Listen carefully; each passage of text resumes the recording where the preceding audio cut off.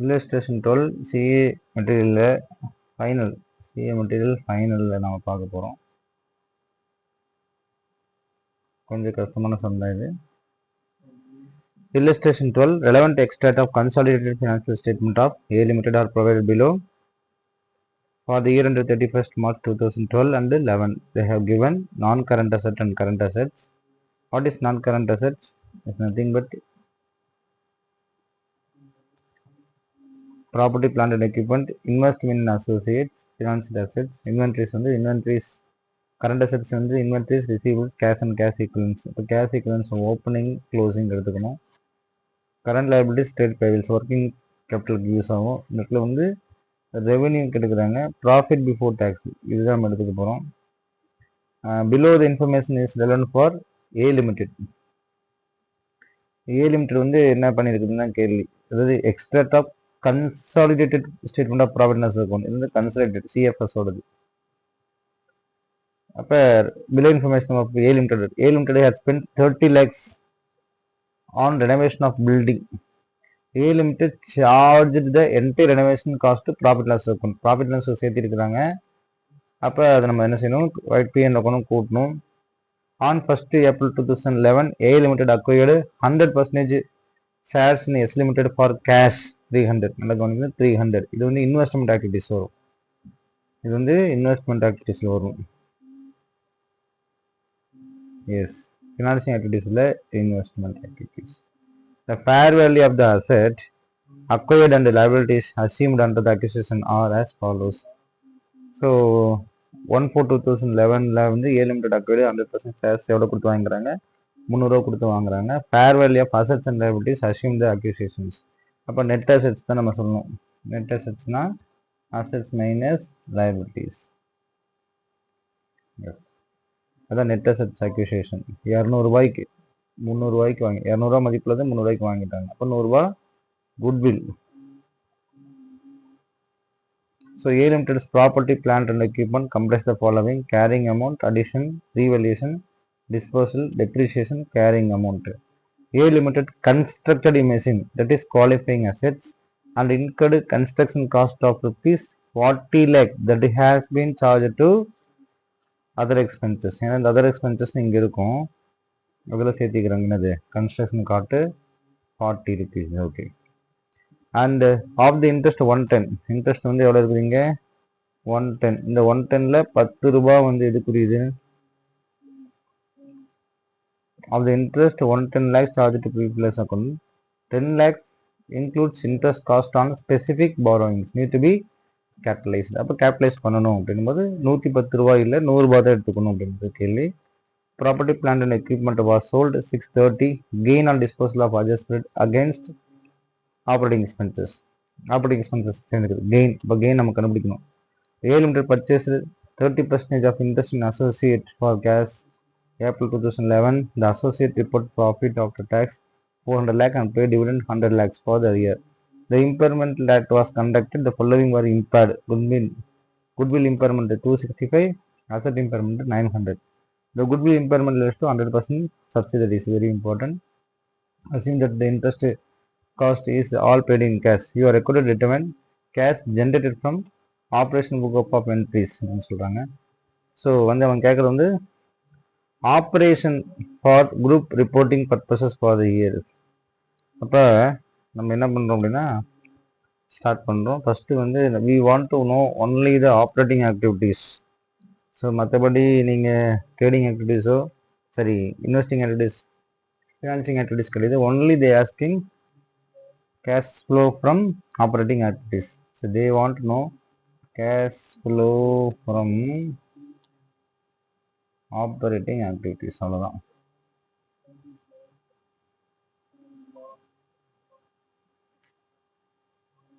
S, first of all இது indirect method direct மெத்தட்னு கேட்டால் இன்டைரக்ட் மெத்தட் தான். ஏன் இன்டைரக்ட் மெத்தட்னு பார்த்தீங்கன்னா because they have given PBT.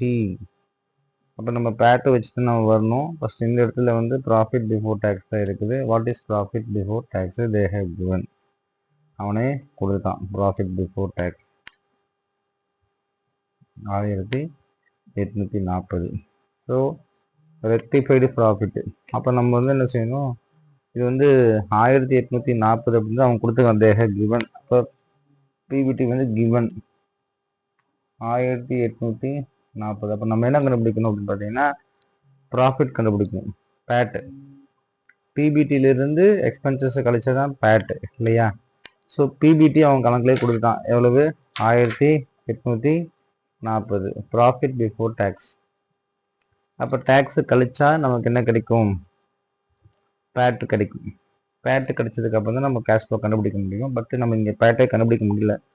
So இப்போ இந்த இடத்துல வந்து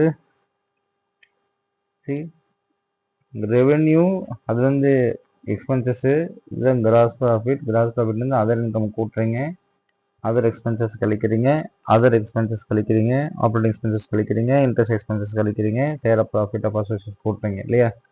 இந்த ப்ராஃபிட் பிஃபோர் டேக்ஸில் எதெல்லாம் ரெக்டிஃபை பண்ண முடியும்னு சொல்லுவாங்க. அது இதுக்கு இன்னொரு பேர் என்ன சொல்லுவாங்க, ரெக்டிஃபைடு பிபிடின்னு சொல்லுவாங்க. ஏன் இது ரெக்டிஃபைடு பிபிடின்னு சொன்னால், இந்த பிபிடியில் சேல்ஸ் வந்து கழிச்சு வரதான் இந்த இடத்துல அமௌண்ட் 1840 ரூபா. But this 1840 is not exact profit. They are the exact profit of this business. So we want to show it in correct mode. Okay, so that's why we want to reclassified or rectified. 1840 ரூபா என்ன சொல்றீங்க இருக்குது. Plus renovation cost of building. என்னங்க renovation cost of building. Renovation cost. ஏன் நம்ம renovation cost எடுத்துக்கிறோம் அப்படின்னா, நம்மளே சொல்லிட்டான், இங்கே கீழே படிச்சுன்னா தெரியும். A Limited constructed machine that is a qualifying assets and incurred construction cost of rupees 40 lakh has been charged to other expenses. எவ்வளோங்க 40. அப்போ கன்ஸ்ட்ரக்ஷன் காஸ்ட் நம்ம கூட்ட போகிறோம். Construction cost how much 40. Construction cost நம்ம 40 rupees 2TH தான் சொல்கிறாங்க. நீங்கள் திருப்பி பார்க்கணும். Limited construction machine that is qualifying assets and incurred construction cost of rupees 40 lakhs has been charged to other expenses. ஆக்சுவலாக இது வந்து என்னது, கேபிட்டல் எக்ஸ்பெண்டிச்சரில் வந்து உட்காரணும். கேபிட்டல் எக்ஸ்பெண்டிச்சர்னா கேபிட்டல் தான் சேர்த்த முடியுமே தவிர அது கொண்டு போய் என்ன சேர்த்துக்கூடாது, ஆப்ரேட்டிங் எக்ஸ்பென்ஸில் சேர்க்கக்கூடாது. சேர்த்துட்டாங்க. அதனால் அந்த சேர்த்தன அமௌண்ட்டை வந்து என்ன செஞ்சுருங்க, நீங்கள் ப்ராஃபிட்டாக சேர்த்துக்கிங்க. ஏன்னா நீங்கள் கழிச்சு வச்சுக்கிறீங்க. எக்ஸ்பென்சஸ் வந்து ஆல்ரெடி எதில் கட்டிட்டு கழிச்சு வச்சுக்கிறீங்க. இந்த கேபிட்டல் எக்ஸ்பெண்டிச்சர் எதில் சேர்ந்துக்குன்னா அதர் எக்ஸ்பெண்டிச்சரில் 540 அந்த எக்ஸ்பெண்டிச்சர் சேர்ந்துக்கிறதுனால ஃபர்ஸ்ட் அது என்ன செய்ய சொல்கிறாங்க, தூக்க சொல்கிறாங்க. இது ஒரு first point. The below information is relevant for A Limited. A Limited had spent 30 lakhs on renovation of building. A Limited charged the entire renovation cost to profit loss account. அப்போ this is also capital expenditures. That capital expenditures இந்த operating expense சேர்ந்ததுனால அதை நம்ம கழிக்கணும்னா இப்போ கூட்டணும். அது கழிச்சு தான் 1840 சொல்லியிருக்கிறாங்க.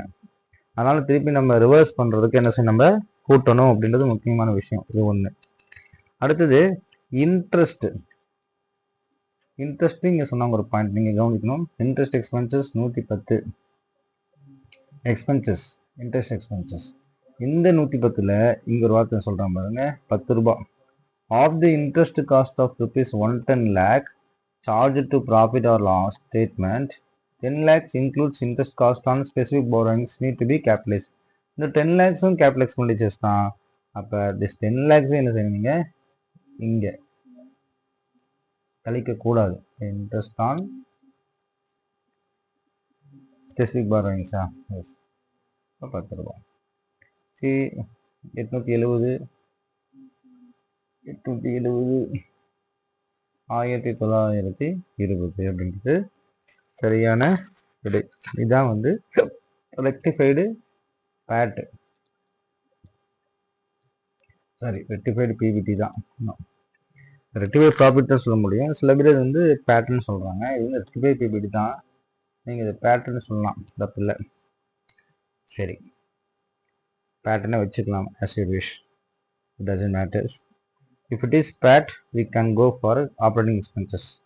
இப்போ தான் நம்ம என்ன செய்ய போகிறோம், cash flow from operating activities. Sir இது வந்து இது ஒர்க்கிங்ஸ் தான்.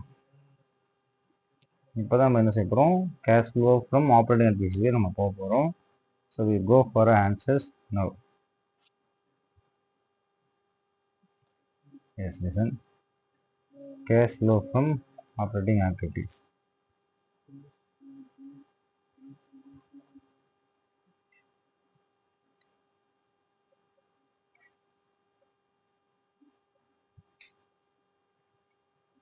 Cash flow from operating activities. So திருப்பி போகிறோம். PAT 1920 plus tax not given or ignored.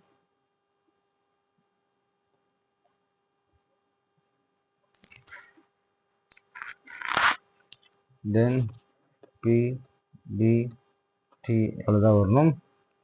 அதே தான் வரும். 1920 தான் வரும். பேட்டில் டேக்ஸ் கொடுக்கல, கணக்கு டேக்ஸ் தரலை, அதனால ஒன்றும் பண்ண முடியாது. இந்த நில் தான் 0. அப்போ இந்த இடத்துல வந்து நில் தான் கொடுத்துக்கிறாங்க.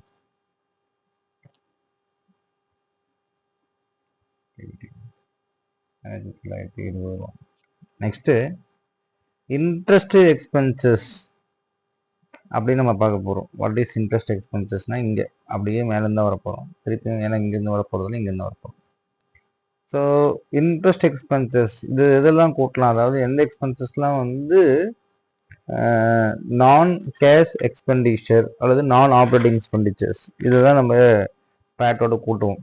அப்போ வந்து ஒன்று சொல்லலாம், ஒன்று ஆடு non cash expenditure or non operating expenditures. ரெண்டு விஷயம், non cash expenditures or non operating expenditures. What is non cash expenditures, what is non operating expenditures. இப்போ எங்கெல்லாம் கேஷ் இல்லாமல் எக்ஸ்பென்சஸ் வருதோ அதான் நான் கேஷ் எக்ஸ்பெண்டிச்சர் சொல்லுவாங்க. அப்போ பேங்க் எக்ஸ்பெண்டிச்சரில் வந்து டெப்ரிசியேஷன் போடலாமான்னு கேட்டால் தாராளமாக நம்ம போகணும். ஃபஸ்ட்டு நமக்கு தெரிஞ்ச பாயிண்ட் ஃபஸ்ட்டு வந்துடலாம். ஸோ டெப்ரிசியேஷன் நம்ம போடுவோம். அடுத்தது இன்ட்ரெஸ்ட் போடுவோம்னு நினைக்கிறேன். டெப்ரிசியேஷன் இன்ட்ரெஸ்ட்டு தான் நம்ம மேக்ஸிமம் பார்க்க போகிறது தான். இந்த நான் கேஷ் எக்ஸ்பெண்டிச்சரில் வரும். இன்ட்ரெஸ்ட் வந்து ஒருவேளை அக்ரூவலாக இருந்துச்சுன்னா. சரி, டெப்ரிசியேஷன் ஃபஸ்ட்டு பார்க்கலாம். What about depreciation? டெப்ரிசியேஷன் அப்படின்னு பார்க்கும்போது இங்கே கொடுத்துதான் 290 டெப்ரிசியேஷன் வந்து 290 கூட்டணும். இன்ட்ரெஸ்ட் எக்ஸ்பென்சஸ் வந்து 110 ரூபாயில் நம்ம 100 ரூபா தான் எடுத்துக்கணும். ஏன்னா 110 ரூபாயில் 10 ரூபாய் எங்கே போயிடுச்சு, கேபிட்டல் எக்ஸ்பெண்டிச்சர்ஸ்க்கு ஆல்ரெடி போனதுனால எவ்வளோதான் எடுத்துக்கணும், 100 ரூபா. ஏன் சார் இன்ட்ரெஸ்ட் எக்ஸ்பென்சஸ் எடுக்கிறீங்கன்னா, interest is one of the non cash expenditures if it is accruals. Depreciation is also non cash expenditures. That's why we have taken. இது அப்புறம் நான் ஆப்ரேட்டிங் இன்கம் அல்லது நான் கேஷ் இன்கம், இது ரெண்டுத்தையும் எடுத்துக்கலாம். எஸ், இப்போ நம்ம பார்க்க போகும்போது அது ரெண்டுத்தையும் நம்ம பார்க்க போகணும். Non operating expenses and non operating income. So லைனாகவே பார்த்துட்டு வந்துடலாம், ஃபஸ்ட்லேருந்து பார்த்துட்டு வந்துடலாம். ஸோ அதர் இன்கம் விட்டுருங்க, ஆப்ரேட்டிங் எக்ஸ்பென்சஸ் பண்ணியாச்சு. In other expenses, share of profit of associates. Share of profit of associates 120. இந்த 120 அப்படின்றது வந்து நான் கேஷ் இன்கம் அல்லது நான் ஆப்ரேட்டிங் இன்கம் எப்பயாவது ஒரு தடவை. அப்போ வந்து ஷேர் ஆஃப் ப்ராஃபிட் அதை கழிச்சிருங்க. ஹவு மச் அப்படின்னு பார்த்தீங்கன்னா ஷேர் ஆஃப் ப்ராஃபிட்டு உங்களுக்கு 120 ரூபாய். ஏன் கழிக்கிறோன்னா ஆப்போசிட் தான், எக்ஸ்பென்சஸ் போட்டு இன்கம் கழிக்கணும். அப்போ இந்த ஷேர் ஆஃப் ப்ராஃபிட் வந்து இன்கம், அதனால நம்ம என்ன செய்யறோம், இது ஓகே. அடுத்தது sale of properties plant and companies following carrying amount இருக்குது, அடிஷன்ஸ் இருக்குது, ரீவல்யூஷன் சர்ப்ளஸ்ன்னு இருக்குது. அதுக்கப்புறம் வந்து disposal on sale of assets carrying amount disposal on sale of assets. அப்போ கெயின் ஆன் பிபிஇ இது வருதுன்னு கேட்குறாங்க. பிபிஇ எவ்வளோக்கு விற்கிறீங்க அப்படின்னா அதை நம்ம இன்னும் முழுசாக முடிக்கல, நல்லா கவனிக்கிறோம். அதாவது ஏல் லிமிடெட் பிராண்டுன்னு வைக்க மாட்டி இந்த இடத்துல வந்து டிஸ்போசல் ஆஃப் அசெட் 490 ரூபாய்க்கு விற்றுருக்கிறீங்க. அல்லது 490 ரூபாய்க்கு என்ன செஞ்சுருக்கிறீங்க, விற்றுருக்கிறீங்க. அப்போ இந்த இடத்துல பாருங்க, இந்த இடத்துல படித்தாதான் property plant and equipment was sold 630 lakhs. Gain on disposal is adjusted in operating expenses. இப்போ இங்கே ஆப்ரேட்டிங் எக்ஸ்பென்சஸ் சொல்கிறதுக்குள்ள வர இங்கே இருக்குது. இந்த 450 எது அடங்கியிருக்குதுன்னா கெயின் ஆன் டிஸ்போசல் அடங்கியிருக்குது. அப்போ அதை நம்ம கழிச்சாச்சு, கூட்டி காமிச்சுக்கிறோம். இப்போ gain on disposal, gain on disposal எப்படி கெயின் எடுக்கிறது? Very simple. அசலோட வேல்யூ எவ்வளோக்கு டிஸ்போசல் பண்ணது 490. ஆனால் நீங்கள் சேல்ஸ் டிஸ்போசல்னு that is a carrying value. இப்போ நல்லா disposal is not a sale. டிஸ்போசல்னா அந்த அசட்டை நீங்கள் வந்து எடுத்து வைக்கிறீங்க, 490 ரூபாய்க்கு வந்து ரெடியாக எடுத்து வைக்கிறீங்க. சேல்ஸ் பண்ணது எவ்வளவு? 630 ரூபா. அப்போ 430 630 minus 490, yes 630 minus 490, 630 minus 490. So 140 அப்படின்றது சரியான பதில் அப்படின்னு கேட்டால் சரியான பதில். சரி, இந்த வரைக்கும் போச்சு. அதாவது வந்து ஏன் இதெல்லாம் வந்து நம்ம மைனஸ் பண்ணால் ஆல்ரெடி கூட்டினது மைனஸ் பண்ணிக்கிறோம், ஆல்ரெடி கழிச்சதை ப்ளஸ் பண்ணிக்கிறோம். ரைட், இதில் அதர் தான் ஆப்ரேட்டிங். அடுத்து வந்து குட்வில் இம்பேர்மெண்ட் ஒரு 265 ஒன்று, இன்னொன்று வந்து இன்டான்ஜிபிள் அசெட்ஸ் வந்து ஒரு 900. அப்போ 2 இருக்குது மொத்தம். இதுவும் வந்து 265 ஒரு 900 1165. அப்போ குட்வில் இம்பேர்மெண்ட்டு. சரி, இதையும் நம்ம வந்து கூட்டமாக கழிக்கணுமா கேட்டா டிப்ரிசியேஷன் மாடல் இதே பே பண்ணுற போகிறோம். இது ஒரு நான் கேஷ் எக்ஸ்பெண்டிச்சர்ஸ். அப்போ 1165 இது ஒரு நான் கேஷ் எக்ஸ்பெண்டிச்சர்னால என்னோடய கேஷ் ஃப்ளோ இன்க்ரீஸ் தான் ஆகும். ஸோ அதனால் நம்ம என்ன செய்யணுதை கூட்டணும். ஸோ இப்போ டெப்ரிசியேஷன் இதெல்லாம் கூட்டுங்க, இதெல்லாம் கழிங்க. ஸோ இப்போ உங்களுக்கு 1920 வந்து நீங்கள் கொடுத்துருங்க. சரி, இதன் 1920 ப்ளஸ் 290 ப்ளஸ் ஒரு 100 ப்ளஸ் ஒரு 1025 மைனஸ் 120 மைனஸ் 140. ஸோ 3215 ரூபா அப்படின்றது சரியான 3215 ரூபா அப்படின்றது வந்து இது வந்து பிஃபோர் சேஞ்சஸ்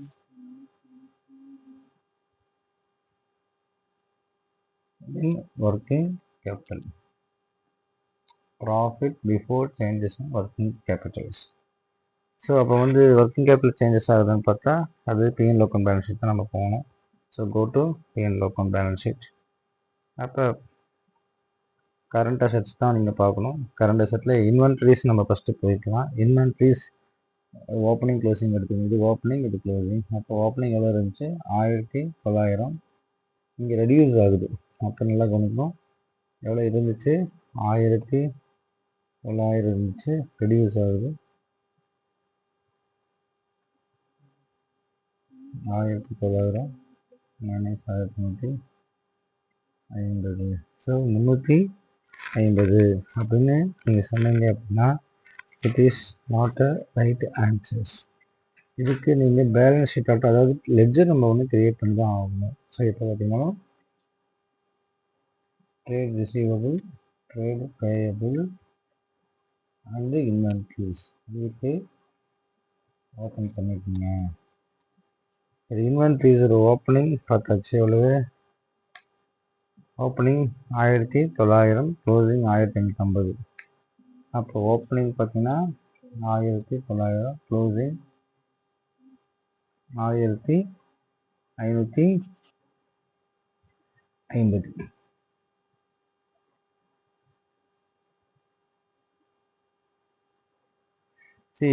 எடுத்தோடனே நம்ம இந்த ஆன்சர் பண்ணிடக்கூடாது, ஃபஸ்ட்டு யோசிக்கணும். அதாவது இந்த இன்வென்ட்ரியில் வேறு ஏதாவது விஷயம் நடந்துக்குது அப்படின்னு கேட்டிங்கன்னா, yes that's very important things happened. நீங்கள் பர்ச்சேஸ் பண்ணீங்க இல்லையா, T limited the below information is relevant for A limited. அப்போ ஏ லிமிடெட் வந்து அக்வைர்டு பண்ணிக்கிறீங்க எவ்வளோங்க, இன்வென்ட்ரி அக்வைர் பண்ணிக்கிறீங்க. அப்போ 60 lakhs அக்வைர் பண்ணிக்கிறீங்க. அப்போ 60 lakhs அக்வைர் பண்ணும் பொழுது இன்வென்ட்ரி இன்க்ரீஸ் ஆகான்னு கேட்டால் இன்க்ரீஸ் ஆகிருக்கும். அப்போ இன்வென்ட்ரி கேஷ் கொடுத்து நீங்கள் வாங்கிக்கிறீங்க. அப்போ இன்வென்ட்ரி உள்ளே வருது, கேஷ் வெளியே போகுது, டு கேஷ் பிசி. அப்போ இந்த பிசி எவ்வளவு, 60 rupees. 1960 1960 மைனஸ் 1550. ஸோ 410 ரூபா அப்படின்றது தான் சரியான விடை. அப்போ 410 ரூபா என்னவா இருக்கும், இங்கே பிசி வந்துருச்சு. ஸோ கேஷ் 1960 ரூபாய்க்கு இருந்தது, இப்போ 1950 லட்சம், 410 ரூபா கேஷ் இன்க்ரீஸ். அப்போ ரெடியூஸ் ஆச்சுனாவே கேஷ் இன்ஃப்ளோ தான். அப்போ டிக்ரீஸ் இன் ஒர்க்கிங் கேபிட்டல் அப்படின்னு சொல்லுவாங்க. அப்போ inventory 410, decrease in working capital, increase cash. அடுத்தது ட்ரேடு ரிசீவபிள்ஸ் பார்க்கலாம். வாட்டர் போட் அசோசியேட் முடிச்சு பண்ணலாம். ட்ரேடு ரிசீவபிள்ஸ் எவ்வளோ வருது, 1800 1750. 1800 ஓப்பனிங், 1800 க்ளோசிங் வந்து 1250.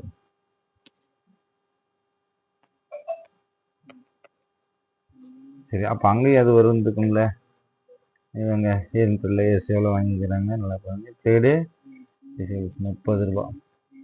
இப்போ 30 ரூபா என்ன செய்யுது, பிசியில் வந்துருக்கு. 30 rupees அந்த ட்ரேட் ரிசீவபிள்ஸில் வந்துட்டு பிசியில் வந்துருக்குது. ஸோ நம்ம அதையும் கன்சிடர் பண்ணி ஆகணும். ஸோ பிசி டு பிசி வந்து ஒரு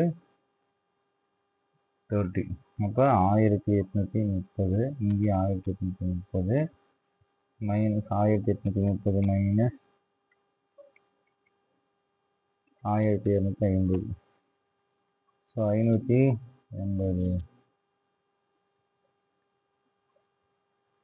இதுவும் உங்களுக்கு கேஷான்னு கேட்டால் எஸ், இதுவும் வந்து கேஷ் தான். எப்படின்னா பணம் கொடுத்துருப்பாங்க. அப்படி டிக்ரீஸிங் ட்ரேடு ரிசீவபிள் செலவு 580. ஸோ நம்ம கரெக்டுன்னு கேட்டால் அப்சல்யூட்லி யூ ஆர் கரெக்ட். அப்போ 580 தான் நம்ம கூட்டணுமான்னு கேட்டால் கூட்டணும். அடுத்தது ட்ரேடு பேயபிள்ஸ். ட்ரேடு பேயபிள்ஸோடைய opening closing. What about opening, what about closing பாருங்கள். Trade payables 3610 1550. 3610 1550. Very simple.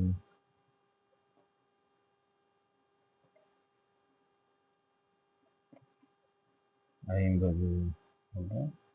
இது ஒரு 50 பிசி.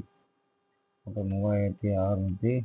3660 minus 3660 minus 1550. ஸோ 2110 அப்படின்றது பேலன்சிங் ஃபிகர்ஸ். அப்போ பிஎஃப் 2110.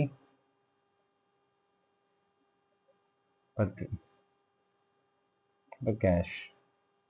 அப்போ ஆல்ரெடி ஓப்பனிங் எவ்வளோ இருந்துச்சு, 3660 இருந்துச்சு. இப்போ க்ளோசிங் எவ்வளோ இருக்குன்னா, அப்போ கேஷ் கொடுத்துக்கிறீங்க. இப்போ 2110 ரூபா ட்ரேடு பேயபிள்ஸுக்கு நீங்கள் கொடுத்துருக்குறீங்க. அப்போ ட்ரேடு பேயபிள்ஸுக்கு 2110 ரூபா. அப்போ 3215 minus 410 minus 3215 plus 410 plus 550 minus 2065. 2095 சரியான விடையாக இருக்கும். இதான் வந்து net operating cash flow. So இந்த கணக்கில் வந்து நம்ம புரிஞ்சு கொள்ளக்கூடியது வந்து ரொம்ப சிம்பிளான விஷயம்தான். அது கணக்கில் வந்து தேவையில்லாத விஷயம் இருக்கும், அதெல்லாம் நம்ம எடுத்துக்கூடாது. சரி, வாட் அபவுட் குட்வில் அப்படின்னா, குட்வில் வந்து நீங்கள் இந்த அசட் எல்லாத்தையும் ரெக்கார்ட் பண்ணிட்டீங்க இல்லையா? So property, plant, inventories, receivables, cash and equivalents இதெல்லாம் ரெக்கார்ட் ஆனோன்னே குட்வில் வந்து அரைஸ் தான், nothing to be return in cash flow. As where we record profit loss account and INE in cash flow, net impact of goodwill already comes. அப்போ வந்து இது குட்வில்லோட impact already உள்ளே வந்துருச்சு.